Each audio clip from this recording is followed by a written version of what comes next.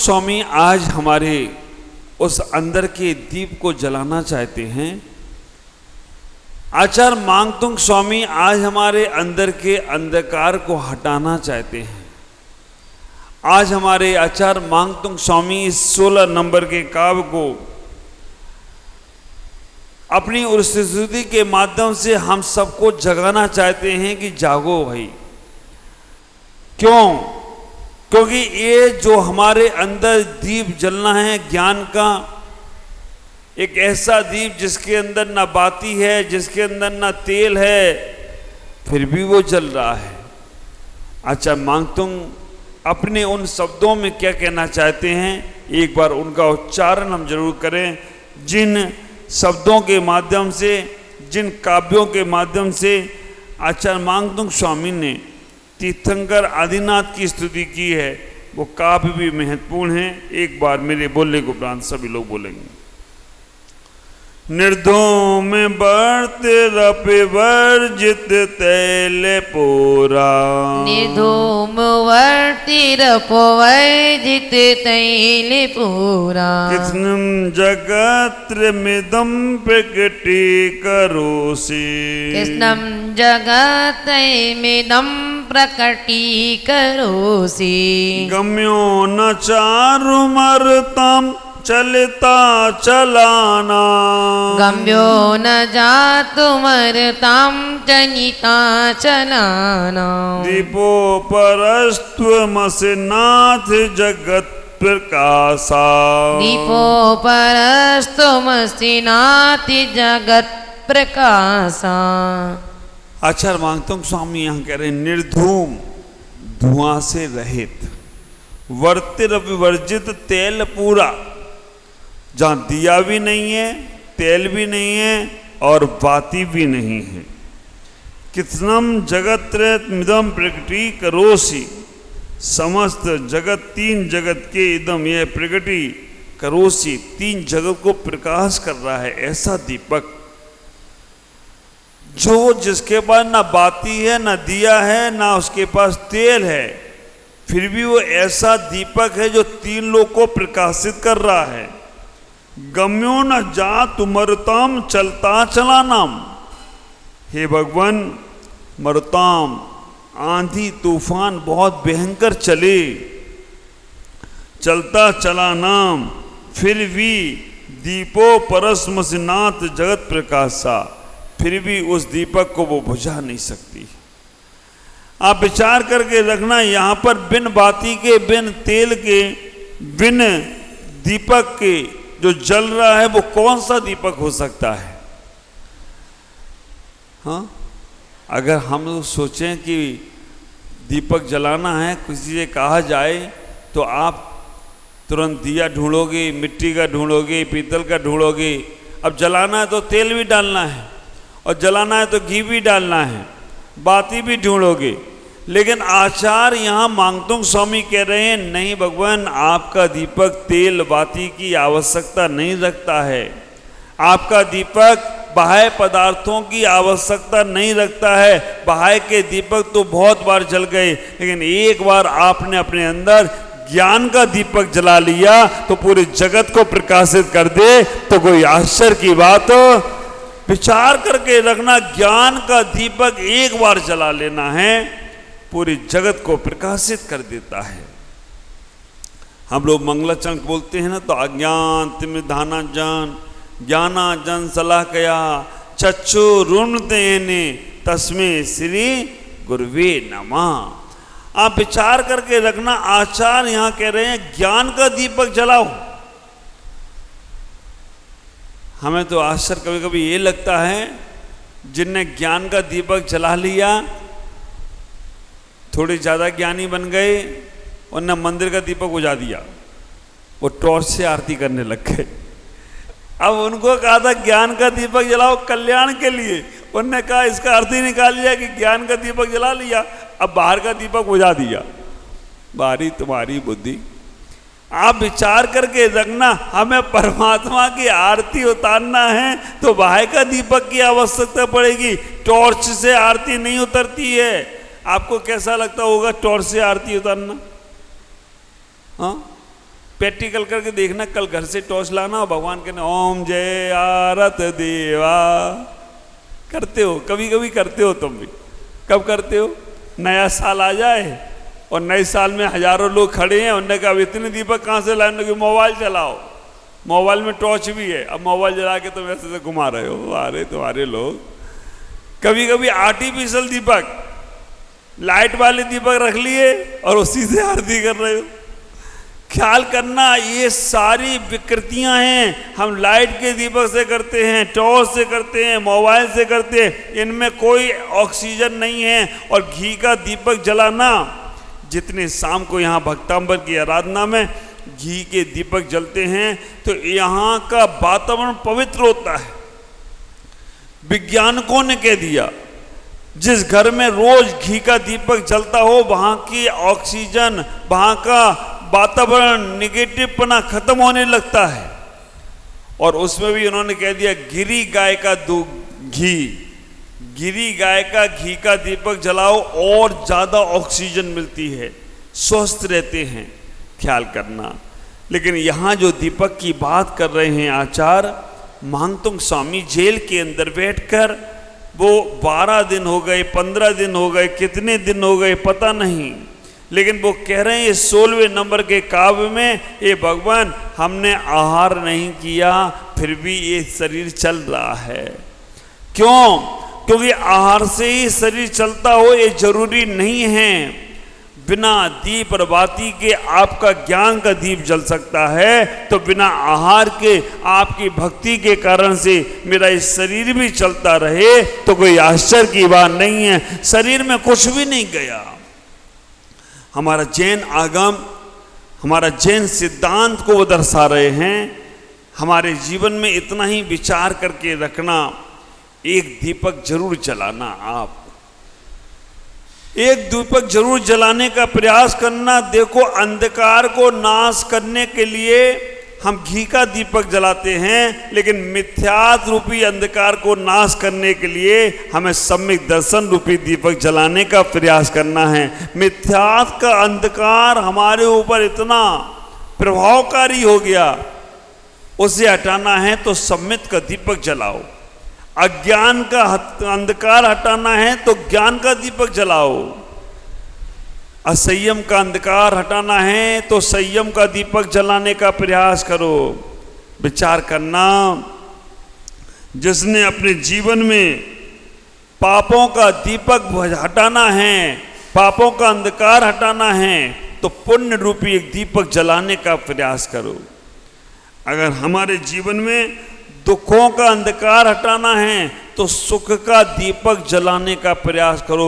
और ये ऐसे दीपक हैं, इसमें तेल बाती की जरूरत नहीं है, इसमें घी और दीपक की जरूरत नहीं है, केवल आपके परिणामों की जरूरत है, आपके विचारों की जरूरत है, आपके भावों का घृत चाहिए, समर्पण पिता की बाती चाहिए और श्रद्धाओं का दीपक चाहिए। विचार करना, जब श्रद्धा का दीपक आता है, श्रद्धा का दीपक जल जाए तो ख्याल करो आपके जीवन में श्रद्धा का दीपक जलता है तो घृणा का अंधकार नाश हो जाता है। मेरे गुरुदेव कहते हैं कि श्रद्धा का दीपक जलता है तो घृणा का अंधकार नाश हो जाता है। अगर सब में ज्ञान का दीपक जल जाए ना तो मोह का अंधकार नाश हो जाएगा। सब में ज्ञान का दीपक अंदर जल जाए तो मोह का नाश हो जाता है। सम्यक चारित्र का दीपक जल जाए तो वासनाओं का नाश हो जाता है, वासनाओं का अंधकार भाग जाता है। सम्यक तपस्या का दीपक जल जाए तो इच्छाओं का अंधकार समाप्त हो जाता है। विचार करना, अगर हमारे अंदर एक दीपक होश का जल जाए, विवेक का जल जाए, तो हमारे संसार से हमारी वासनाओं का अंधकार नाश हो सकता है। आचार्य कह रहे हैं स्वयं का बोध का दीपक जल जाए तो तर्कों का अंधकार नाश हो सकता है। प्रेम का दीपक जल जाए तो बैर भावनाओं का अंधकार नाश हो सकता है। और मृत्यु का बोध हो जाए तो संसार के भोगों का अंधकार अपने आप नाश होने लगे तो कोई आश्चर्य की बात नहीं होगी। एक दीपक जलाओ, ऐसा दीपक आपको जलाना ही पड़ेगा। कहते हैं ना, जो समा रोशन, वह समा क्या बुझेगी जिसे रोशन खुदा करे। और वह आदमी क्या जीवन में मुरझाएगा जिसके जीवन में ज्ञान का दीपक जल गया, ज्ञान का प्रकाश होने लग गया। आप विचार करके रखना, जब तक तुम भटक रहे हो क्योंकि तुम्हारे पास ज्ञान का दीपक नहीं है, तुम्हारे पास विवेक और बुद्धि का दीपक नहीं है, तुम अपनी बुद्धि को उन चीजों में लगाने का प्रयास कर रहे हो जिनसे तुम्हारा कोई लेना देना नहीं है। और जो तुमने समझ रखा है कि इनसे मेरा लेना देना है, वो थोड़े समय तक तो आपके साथ हैं, उसके बाद फिर आप आपकी दुनिया में रहोगे, वो अपनी दुनिया में चले जाएंगे। हमारे अंदर सम्यक ज्ञान का दीपक जले। आचार्य मांगतुंग स्वामी इस 12वें नंबर के काव्य में कह रहे हैं, वो राजा भोज, कवि कालिदास, कटघरे में हमें डाल दिया, आहार भी नहीं हो रहा है, तब कितनी भी तकलीफें हैं, लेकिन भगवान फिर भी हमें फर्क नहीं पड़ता है। क्यों?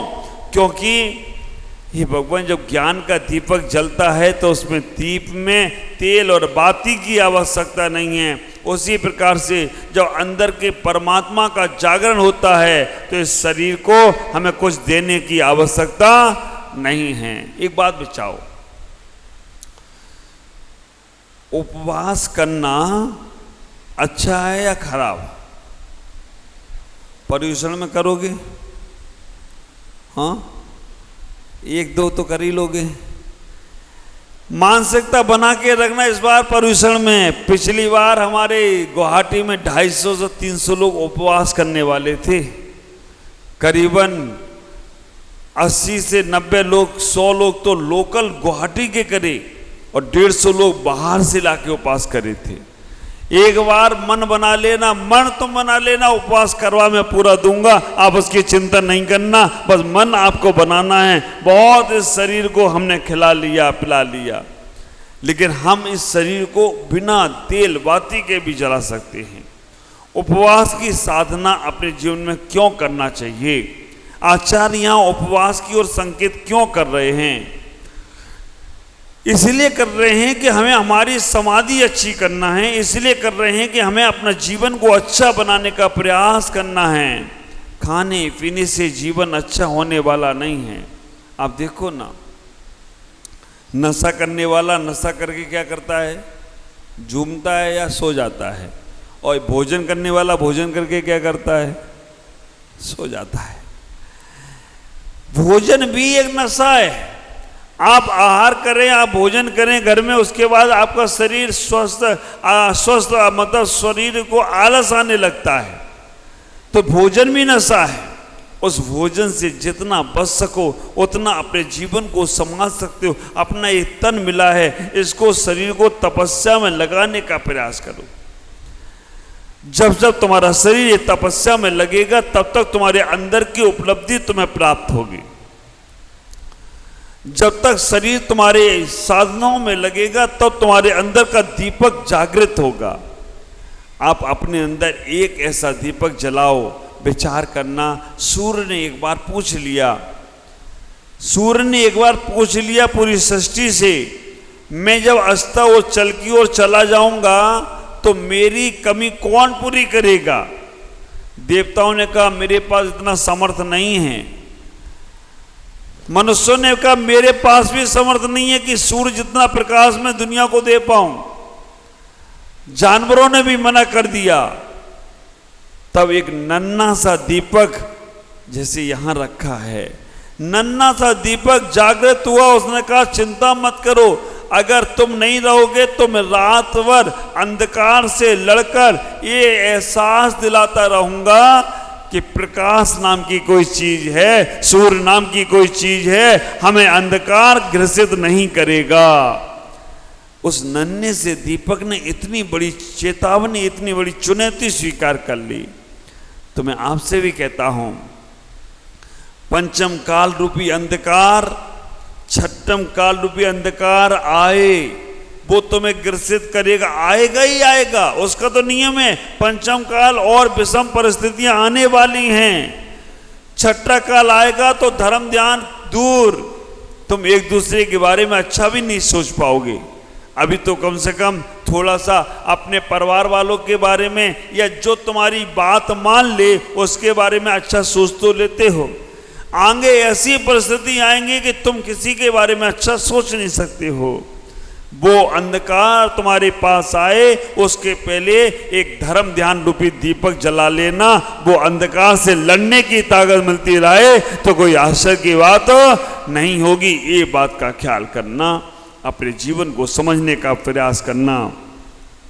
ये तुम्हारा जीवन व्यर्थ नहीं मिला है, ये तुम्हारा जीवन परमात्मा के लिए मिला है। और अगर तुमने इस जीवन में अगर अपना एक सम्यक ज्ञान रूपी दीपक नहीं जलाया, वो भगवान का दीपक, ख्याल करो, ऐसा ज्ञान का दीपक जो एक जन्म को नहीं दिखा रहा है, कई जन्मों को दिखा रहा है।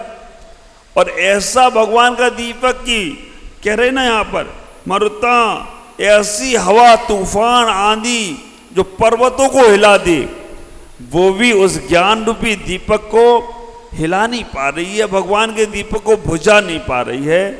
ख्याल करना, आपका श्रद्धा का दीपक एक बार जल गया ना, ज्ञान का दीपक अंदर से जल गया ना, कितनी भी आंधी और तूफान, मतलब कितनी भी परिस्थितियां खराब हो जाएं, कितनी भी प्रतिकूल वातावरण बन जाए, लेकिन एक बार ज्ञान का दीपक जल गया तो प्रतिकूल वातावरण में बुझने वाला नहीं है।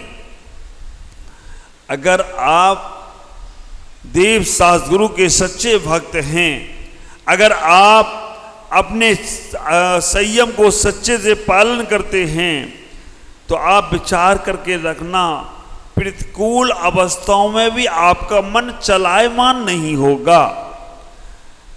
अनुकूल वातावरण में तो सब अपने होते हैं, लेकिन जब प्रतिकूल वातावरण बने, जब मेरा शरीर भी साथ नहीं दे रहा हो, तब तुम्हारे मन में देव शास्त्र गुरु के प्रति क्या भावनाएं आ रही हैं।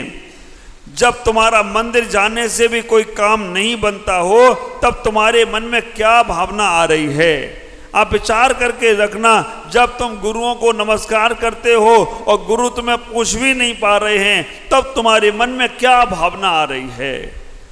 हाँ, तुम गए, गुरु ने हाथ उठाया, पूछ लिया तो गुरु बहुत अच्छे, और गुरु ने देखा ही नहीं तो हाँ, अपने अपने वालों को देखते हैं। एक मिनट में तुम्हारा मन ऐसा हो जाता है, पड़गाने खड़े हो और महाराज पड़क गए बगल वाले पे, हाँ इन्हीं के पास जाएंगे, हमारे पास आएंगे क्यों। हमें तो कई बार आश्चर्य लगता है कि अपना बच्चा पास हो, मेहनत से पास हुआ, और पड़ोसी का पास हो, नकल करके पास हुआ होगा, ले दे के। तुम्हारी बुद्धि कहाँ चली जाती है। हम अपनी बुद्धि को, अपने दीपक को, स्वयं को जलाएं, क्योंकि कर्म सिद्धांत हमसे इतना ही कहने का प्रयास करता है कि अपो दीपो भवो, अपना दीपक खुद बनो, अपनी बुद्धि को खुद पे नहीं करने का प्रयास करो।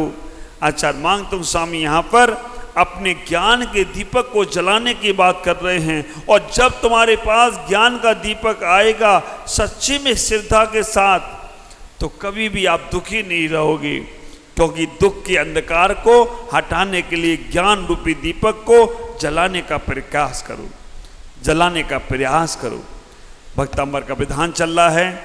16वें नंबर के काव्य में आचार्य कह रहे हैं, हे भगवान, आपकी अग्नि जलती है, उसमें धुआं नहीं होता, धुआं रहित।